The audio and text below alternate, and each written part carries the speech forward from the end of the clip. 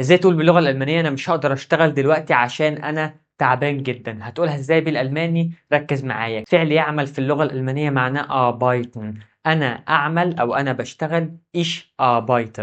أنا بشتغل ich arbeite. أنا بشتغل دلوقتي. كلمة دلوقتي في اللغة الألمانية معناها jetzt. فأنا بشتغل دلوقتي ich arbeite jetzt. ركز معايا. لو عايز أقول أنا مش بشتغل دلوقتي، كلمة مش معناها nicht. فأنا مش بشتغل دلوقتي ich arbeite jetzt nicht. حلو قوي. أنا تعبان معناها ich bin müde. أنا تعبان. أنا تعبان معناها ich bin müde.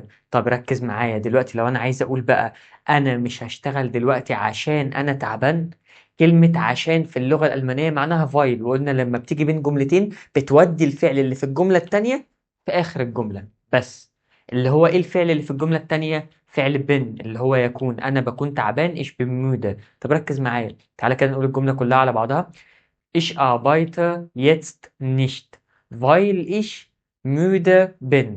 بكل بساطة. طب ممكن تقول لي أنا مش هلعب دلوقتي عشان أنا تعبان، بقولها إزاي؟ فعل يلعب في اللغة الألمانية معناه spielen. فأنا دلوقتي لو عايز أقول أنا مش هلعب دلوقتي عشان أنا تعبان جدا، هقولها إزاي بالألماني؟ قولها لي تحت في التعليقات. ولو حابب تتعلم اللغة الألمانية بطريقة سهلة وبسيطة وسريعة، أكيد لازم تبعت لي رسالة أو الرابط في البايو. سلام.